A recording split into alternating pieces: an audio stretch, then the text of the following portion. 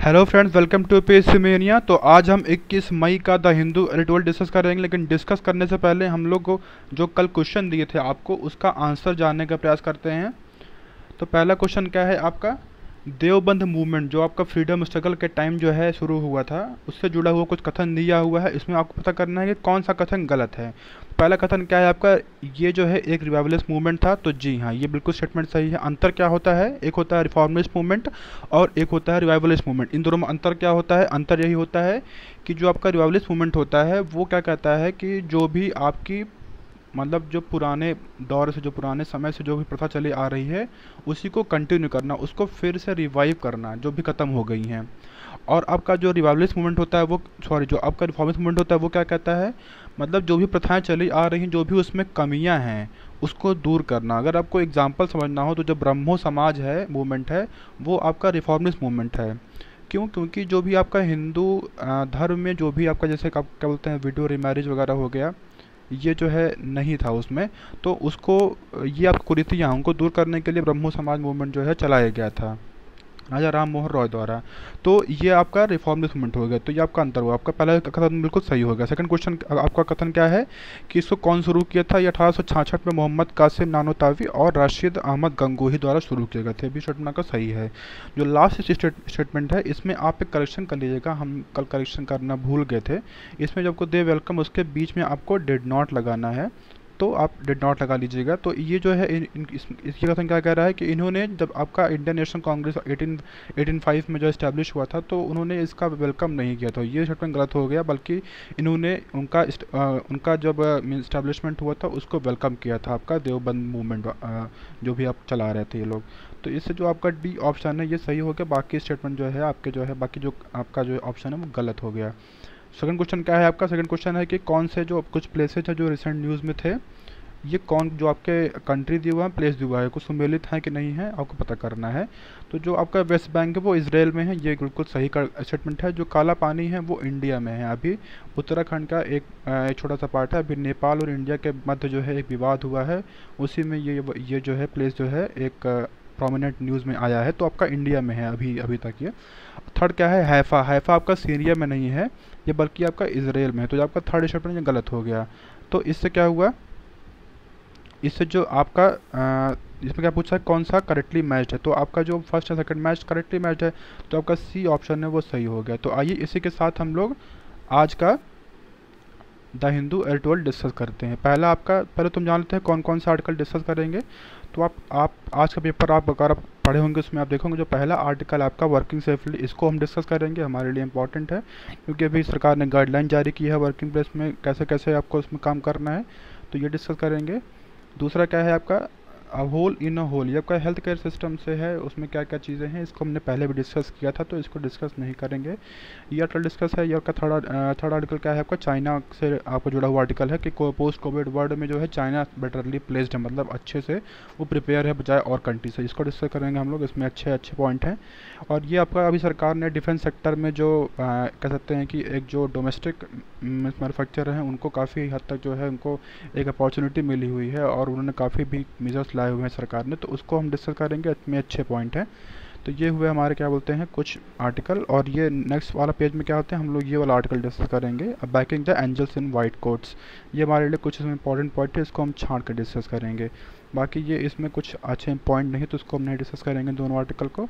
तो आज का आप कोटेशन देख लीजिए, the future of India lives lies in its villages. ठीक है, आपका महात्मा गांधी कोटेशन, इसको जब भी आप रूरल इंडिया से जुड़ा हुआ कोई ऐसा एसे आता है उसमें आप इसका प्रयोग कर सकते हैं।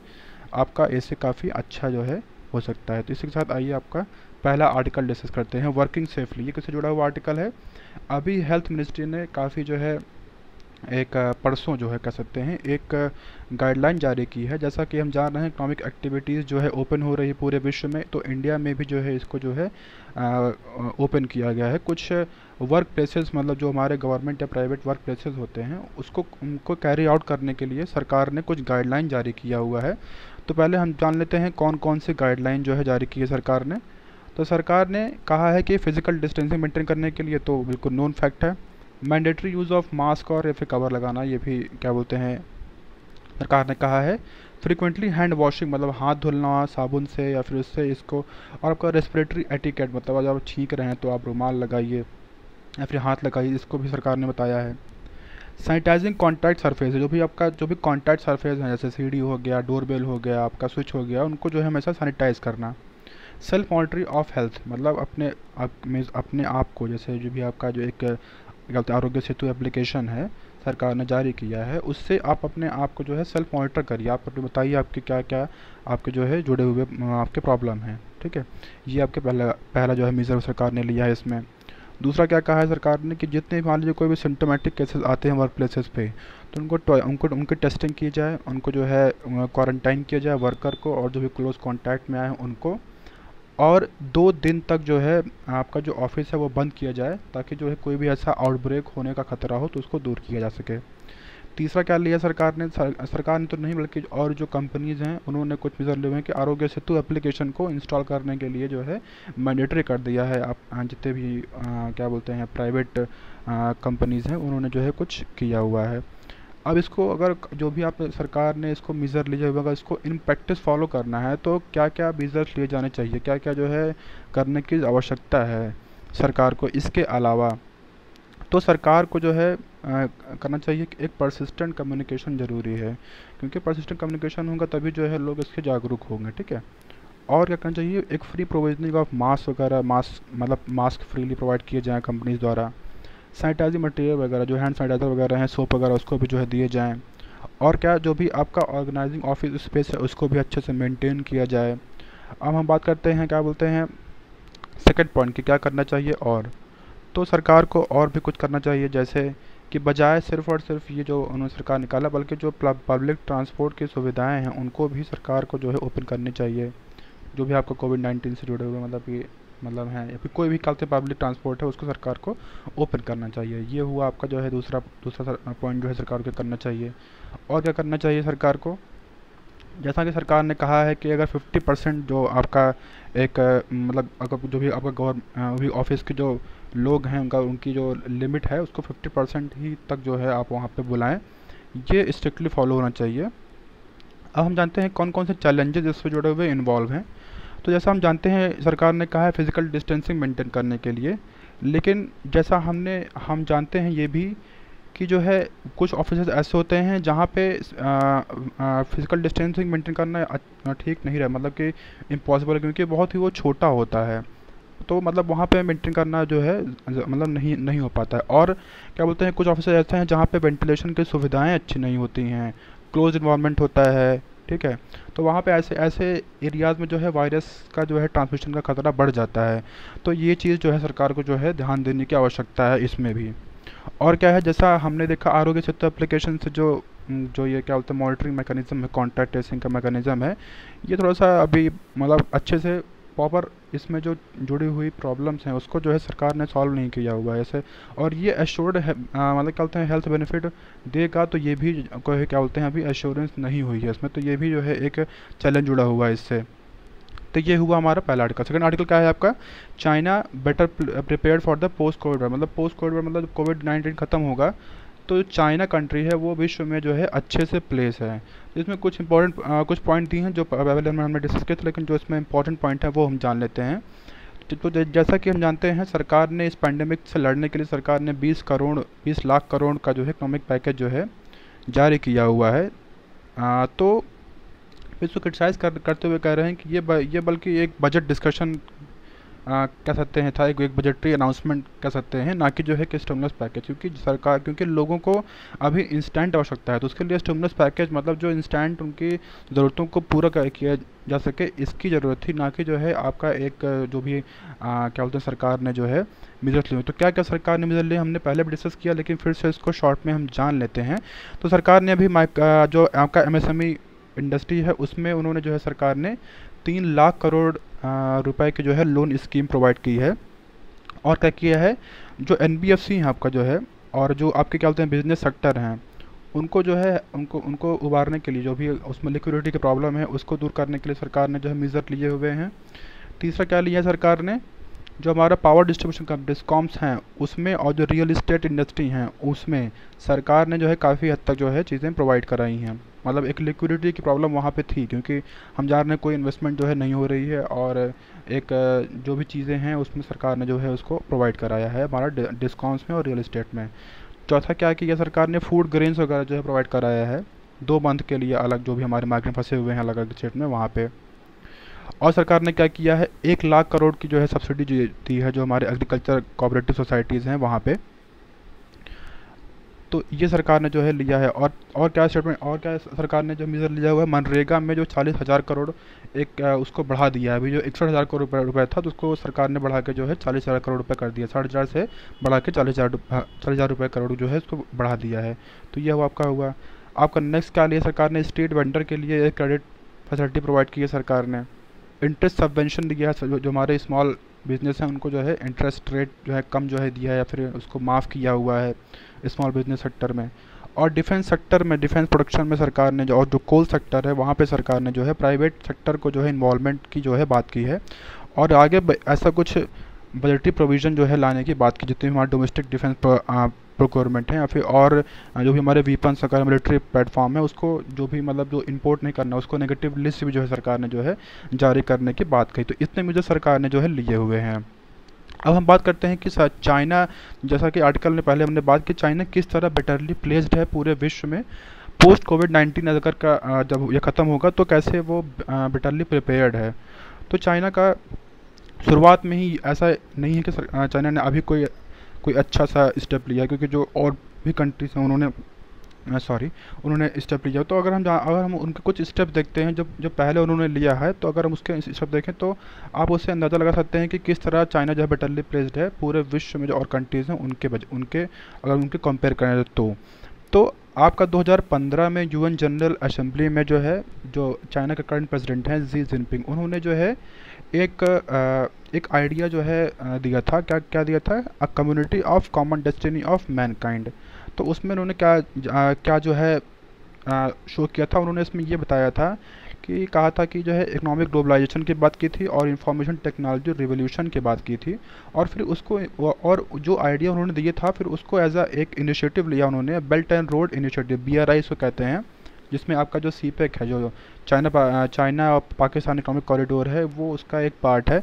उसमें क्या है, उसमें जो भी आपका पॉलिसी है, चाहे वो इंफ्रास्ट्रक्चर से रिलेटेड हो, चाहे वो ट्रेड से हो, फाइनेंशियल से हो, या पीपल टू पीपल कनेक्टिविटी से हो, क्योंकि अगर ये लोग जुड़ेंगे तो फिर वहाँ के लोग और वहाँ के लोग जुड़ेंगे तो इससे ट्रेड वगैरह और एक कल्चरल रिलेशन है वो भी मेंटेन होगा। तो और क्या बोलते हैं, सिक्योरिटी टाइज वगैरह भी जो है की बात किए हैं।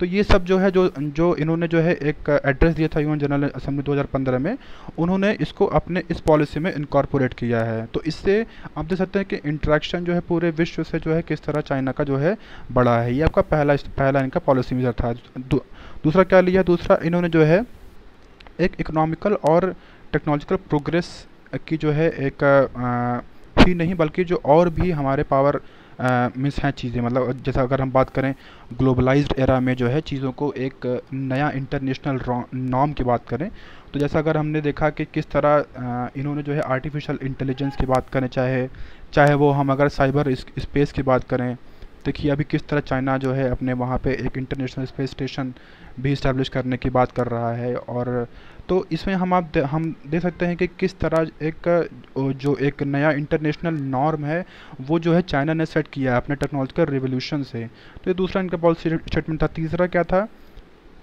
तीसरा इन्होंने एक नया इंटरनेशनल रूल भी जो है क्या बोलते हैं उसको रीराइट किया, मतलब फिर से उसको लिखा हुआ है। कैसे, अगर हम बात करें अगर हम बात करते हैं, अगर हम ट्रेड के पर्सपेक्टिव में बात करते हैं, तो जैसा अगर हम बात करते हैं प्रोडक्शन का, एक्सचेंज का, कंजम्पशन का, तो उसमें एक स्टैंडर्ड सेट किया हुआ है चाइना ने, क्योंकि आप देख सकते हैं कि और फिर उस पर इसको फिर जो ऐसा जिसकी हम बात कर रहे हैं, फिर उन्होंने एक प्लान भी जारी किया था, चाइना स्टैंडर्ड 2035 प्लान। उन्होंने एक नया स्टैंडर्ड जो है जारी किया। ऐसा अगर हम बात करें इंडस्ट्रियल इंटरनेट ऑफ थिंग क्या होता है, इसमें आपके इंटरनेट के माध्यम से जो आपके डिवाइसेस होते हैं इंटरनेट से जुड़े हुए, उनको कनेक्ट करते हैं ताकि जो भी आपका ह्यूमन एक्शन है उसको फैसिलिटेट करें, उसको जो है ईज़ करें। ये आपका इंटरनेट आपका ऑफ थिंग्स होता है। इफ़ इसको आपका आपका इंडस्ट्री में भी और भी आपका एग्रीकल्चर हो गया, आपका जो है आपका एयर स्पेस हो गया, मतलब कई इसके बहुत सारे वैलिड एप्लीकेशंस होते हैं, तो वहाँ पे इसको इस्तेमाल करने का जो है बात की है। फिर चाहे वो आपका बायोटेक्नोलॉजी सेक्टर हो, चाहे वो आपका आईटी हो, वहाँ पे एक नई एक स्टैंडर्ड जो है सेट किया है इन्होंने, जो है चाइना ने। ये आपका तीसरा जो है पॉलिसी मेजर है जो चाइना ने लिया हुआ है।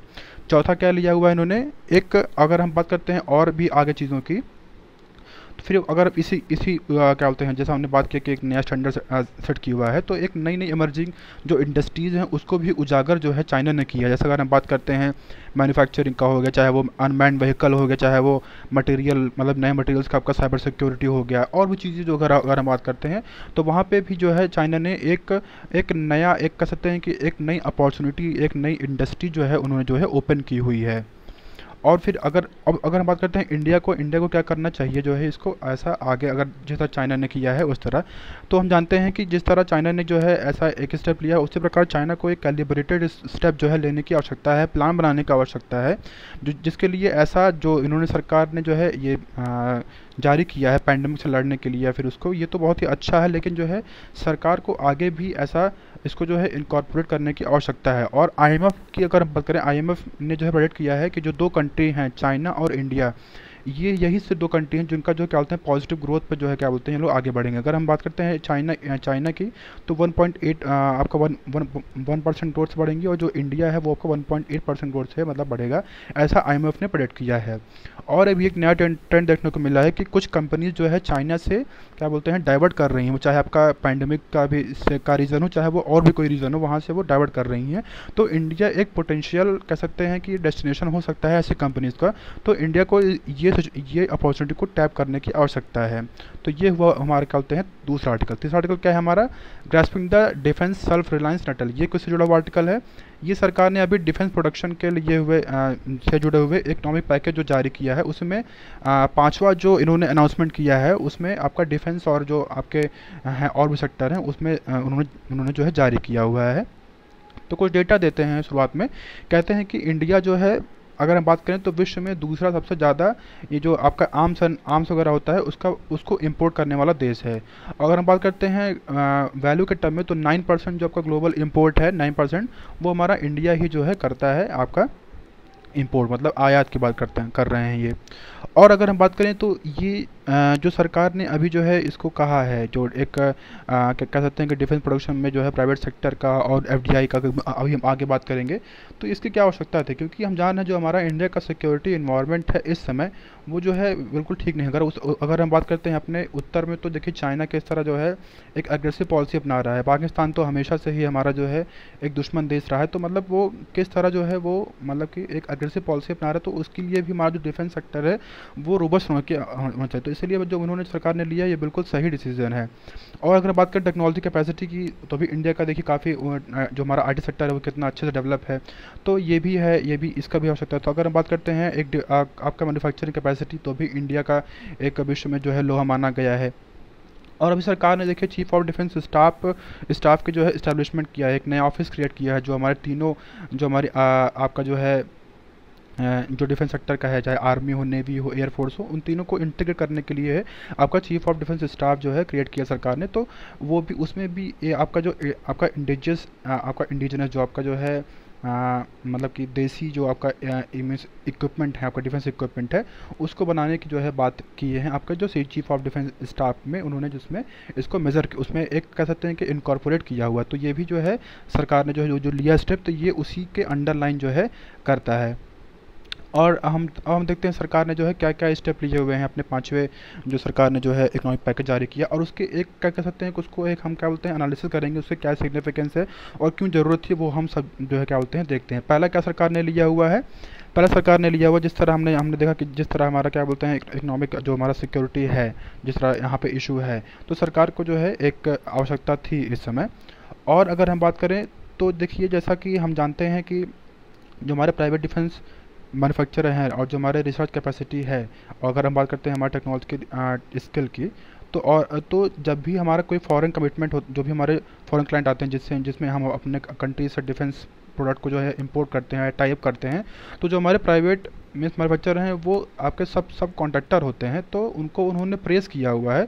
तो ये तो पहला जो है क्या बोलते हैं लिया है।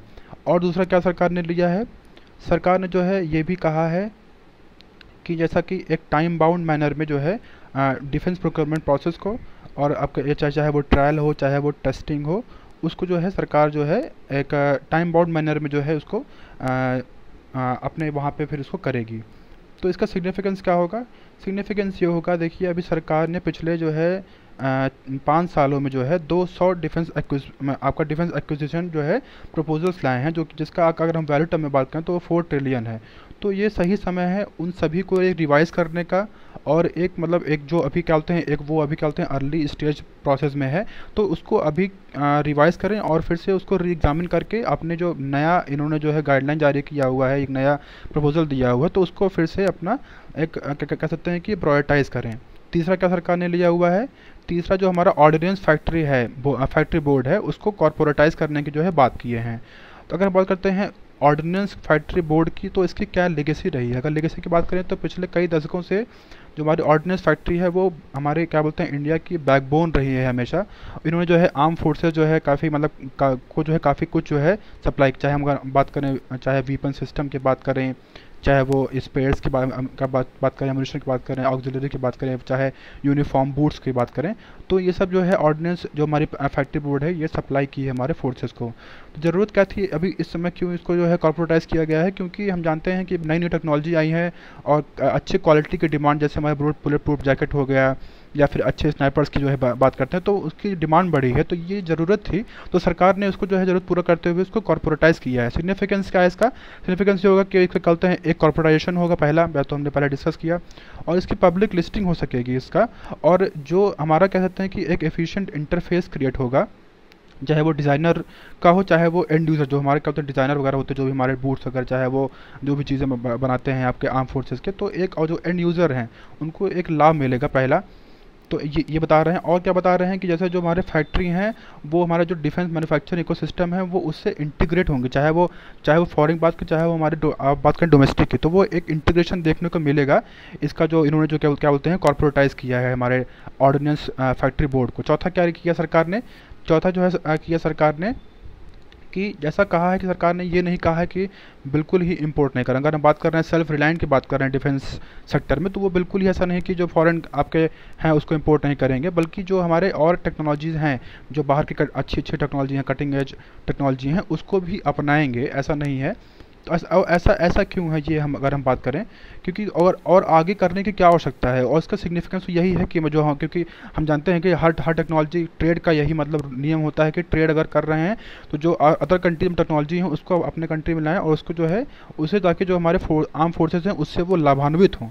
तो इसका सिग्निफिकेंस तो ये है। तो ज़रूरत क्या है आगे, इसका और क्या करने की आवश्यकता है इसमें आगे, तो सरकार को करने की आवश्यकता है। जैसे हम जानते हैं जब भी कोई भी ऐसा एयरक्राफ्ट वगैरह फिर कोई भी चीज़ हम लोग वहाँ से इंपोर्ट करते हैं फॉरेन कंट्री से, तो उसकी जो ओवरहॉलिंग होती है या फिर जो उसका मेंटेनेंस होता है उसको करने के लिए फिर से हम लोग वहाँ पर कंट्री में ले जाना होता है।